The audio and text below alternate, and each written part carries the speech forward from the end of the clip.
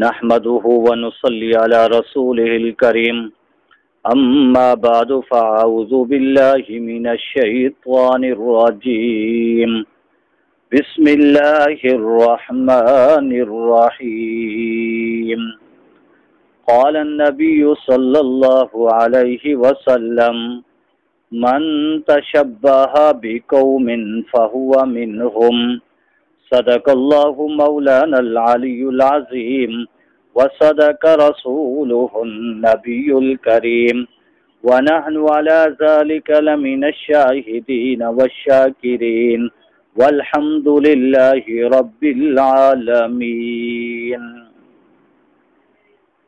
واجب الاحترام میرے سامعین، یہ مہینہ محرم الحرام کا چل رہا ہے۔ آج میں آپ کے سامنے یوم عاشوراء کی فضیلت، اس کے روزے کے بارے میں آپ سے بات کرنی ہے۔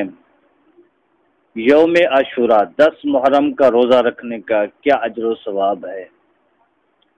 ہمارے نبی اکرم صلی اللہ علیہ وسلم جب مکہ مکرمہ سے ہجرت فرما کر مدینہ منورہ تشریف لے کر آئے تو یہودیوں کو دیکھا کہ یہودی روزہ رکھتے ہیں، تو آپ نے پوچھا یہودیوں سے کہ آپ یہ روزہ کیوں رکھتے ہو؟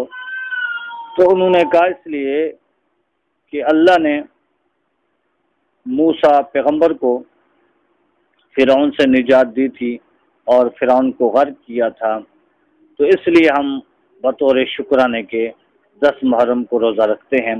تو آپ صلی اللہ علیہ وسلم نے فرمایا کہ ہم اس موسیٰ کے زیادہ قریب ہیں۔ آپ نے صحابہ کرام کو ارشاد فرمایا کہ آج کے بعد آپ بھی 10 محرم کو روزہ رکھا کریں، اور آپ نے ساتھ یہ بھی فرمایا کہ 10 محرم کے ساتھ ایک اور روزہ ساتھ ملانا ہے، 9 کا یا 11 کا، تاکہ یہودیوں کی مشابہت نہ ہو۔ تو اس لیے اللہ کے محبوب نے فرمایا کہ من تشبہ بقوم فهو منهم، جو یہودیوں کی مشابہت کرے گا وہ انہی میں سے ہوگا۔